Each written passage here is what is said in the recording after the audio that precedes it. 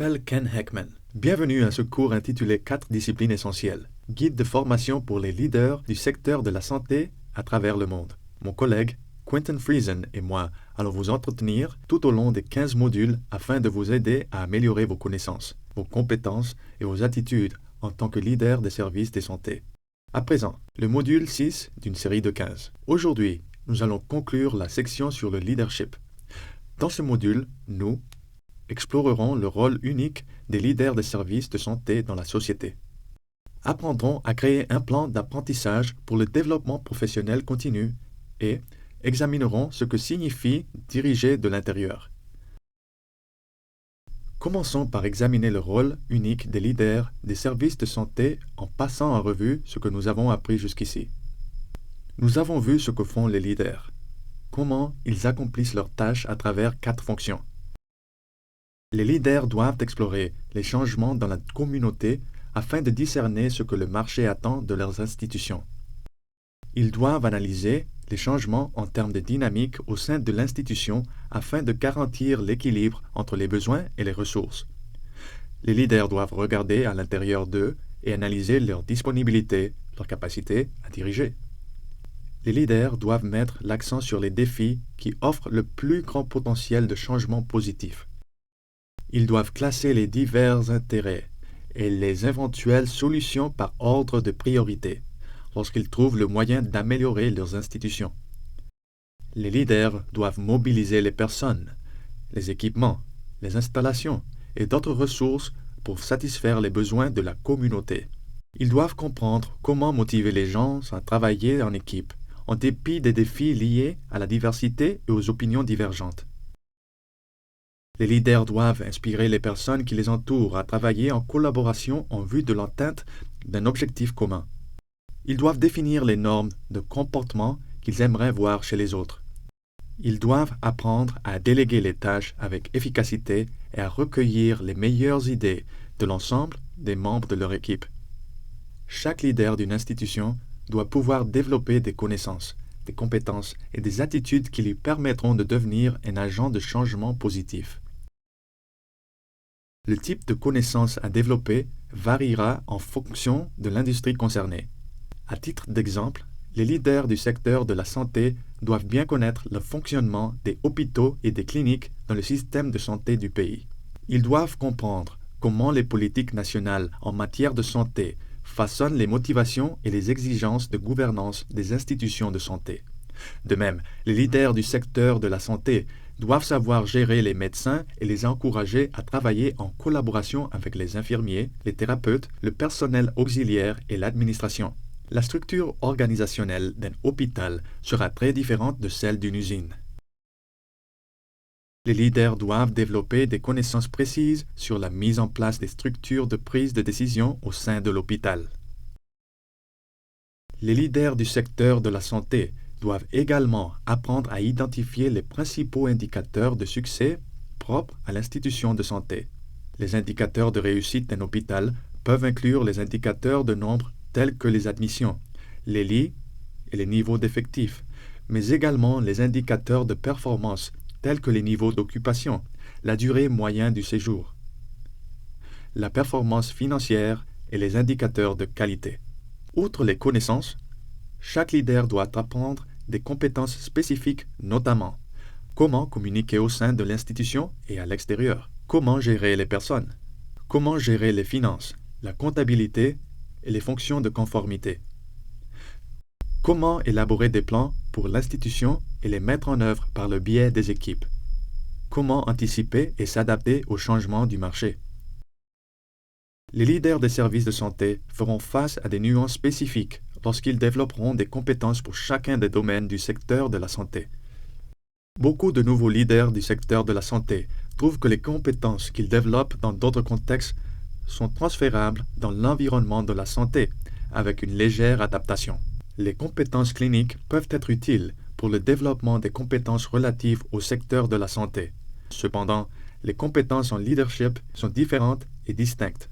En effet, les leaders des services de santé n'ont pas besoin de compétences cliniques pour être efficaces.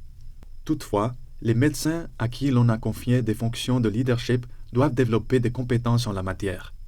Les leaders efficaces dans tous les secteurs comprennent également l'importance de certaines attitudes. Les meilleurs leaders sont authentiques lorsqu'ils illustrent des attitudes telles que la confiance, l'humilité, la fiabilité, la responsabilité et la curiosité.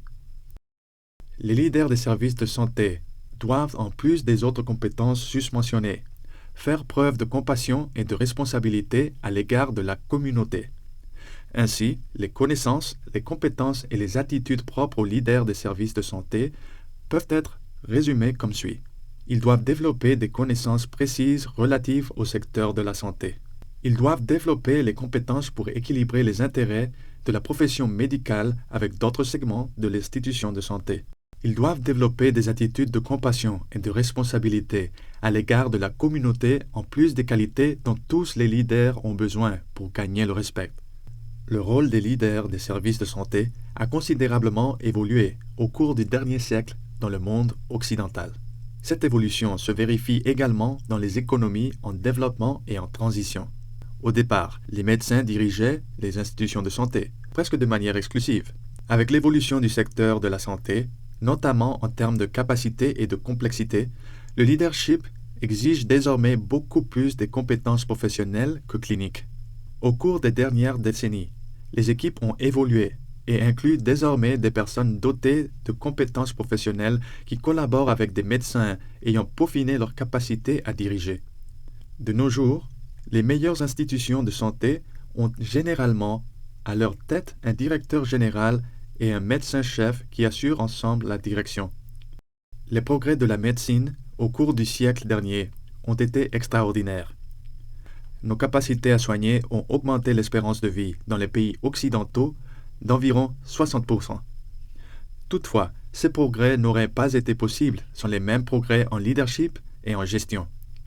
Lorsque la recherche et la technologie médicale développaient nos options pour le diagnostic et le traitement, la recherche et la technologie professionnelle développaient nos options de leadership et de gestion. Nous sommes témoins des contributions en psychologie, en technologie, de l'information et en affaires qui ont permis la création de nouvelles connaissances liées au développement organisationnel et à l'efficacité du leadership.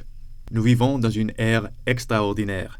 Nous disposons désormais d'outils pour soigner et pour la prestation des services de santé, dont nos parents et grands-parents avaient uniquement rêvé. Et le potentiel pour des changements futurs en médecine et en leadership semble accélérer. Ainsi, comment les leaders des services de santé peuvent-ils suivre le rythme de ce monde en constante évolution?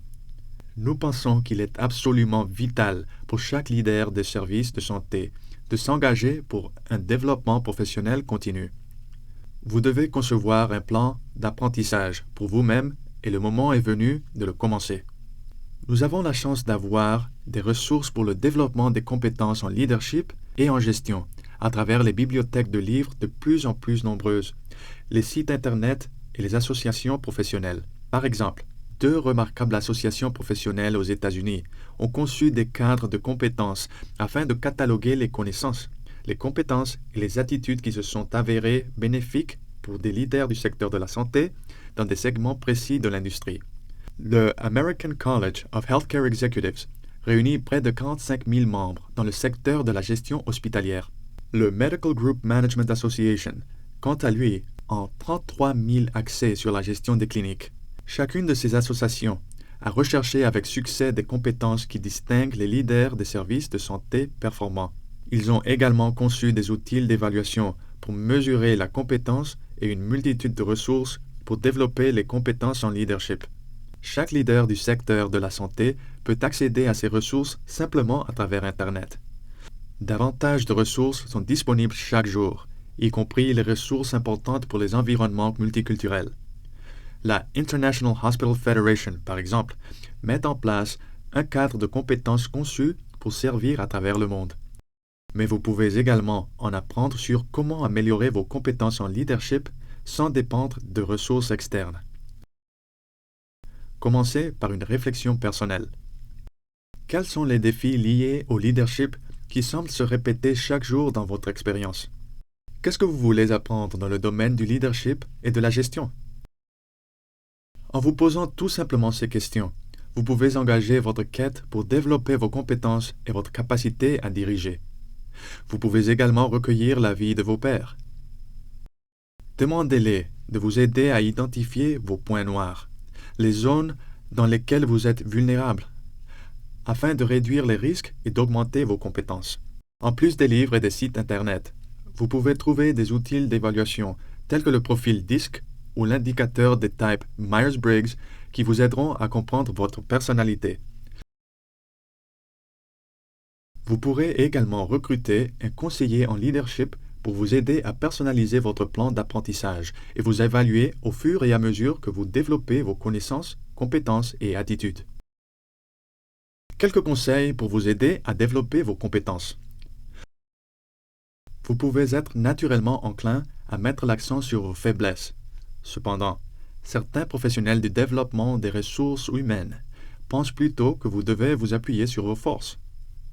Aucun d'entre nous ne peut être un expert de tous les domaines, mais chacun de nous a des forces uniques qui le distinguent. Si nous mettons principalement l'accent sur ces forces, nous pouvons mieux comprendre comment nous entourer des personnes dotées de forces complémentaires afin de combler les domaines dans lesquels nous avons des faiblesses. Identifiez les lacunes dans vos connaissances, compétences et attitudes. À travers la réflexion personnelle et la vie des autres, identifiez ce que vous devez savoir, ce que vous devez faire et ce que vous devez penser ou ressentir différemment afin d'augmenter votre efficacité en tant que leader. Recherchez les ressources adaptées à vos besoins. Vous n'avez pas nécessairement besoin de lire le dernier best-seller, sauf s'il vous permettra de combler un vide précis dans vos connaissances, compétences et attitudes. Un vieux proverbe chinois dit « Lorsque l'élève est prêt à apprendre, l'enseignant se manifestera ». Recherchez les bonnes ressources qui vous aideront à apprendre ce que vous êtes prêt à apprendre. Élaborez un plan d'apprentissage. Développez un système de définition des objectifs et de contrôle de votre évolution. Si vous restez informel dans votre apprentissage ou utilisez uniquement les ressources qui se trouvent sur votre chemin, vous limiterez vos capacités et votre potentiel. L'apprentissage systématique est le meilleur moyen de faire progresser votre carrière et votre efficacité. Le développement professionnel continu commence par une auto-évaluation. La réflexion honnête et l'avis des autres ouvrent les voies d'une croissance authentique. L'apprentissage systématique repose sur vos forces, comble les vides dans vos connaissances, compétences et attitudes et vous aide à atteindre votre plus grand potentiel en tant qu'être humain et en tant que leader. L'un des meilleurs livres sur le leadership que j'ai jamais lu s'intitule « Leadership from the Inside Out », le leadership qui émane de l'intérieur, par Kevin Cashman. Dans ce livre, il identifie les 7 qualités que ces leaders doivent maîtriser. En observant la liste, l'on constate que chaque qualité reflète quelque chose qui émane du plus profond de nous. Les leaders ne sont pas définis par leur puissance, mais plutôt par la puissance qui émane de leur capacité à se maîtriser.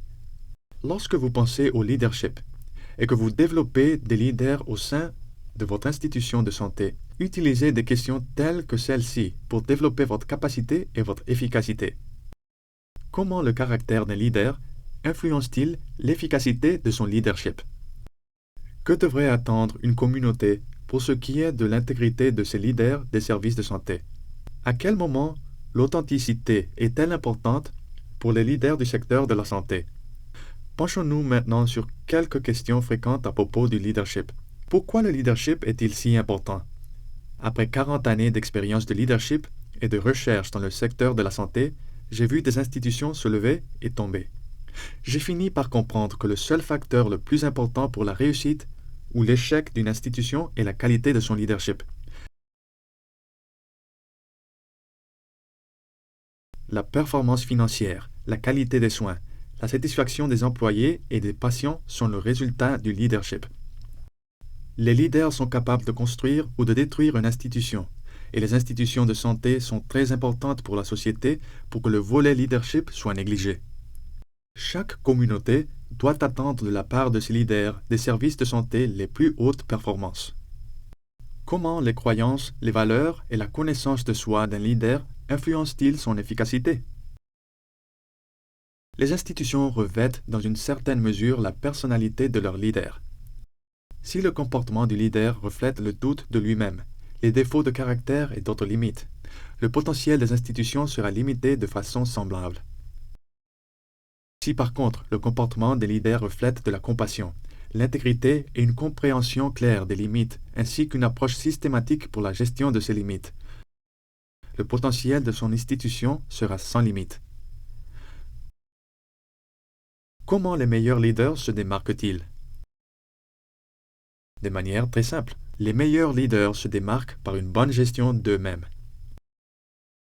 Ils dirigent de l'intérieur, à travers la maîtrise de leur caractère, l'intégrité et l'authenticité. Sur ce, nous concluons notre étude du leadership, la première des 4 disciplines abordées dans ce cours. Dans les prochains modules, nous examinerons la gestion, la durabilité et le service et verrons comment ces disciplines se réunissent pour permettre aux institutions de santé de survivre et prospérer. Merci de nous rejoindre dans cette quête pour un meilleur leadership et une meilleure gestion dans le secteur de la santé. Prenez du temps maintenant pour réfléchir sur ce que nous avons appris dans ce cours jusqu'ici.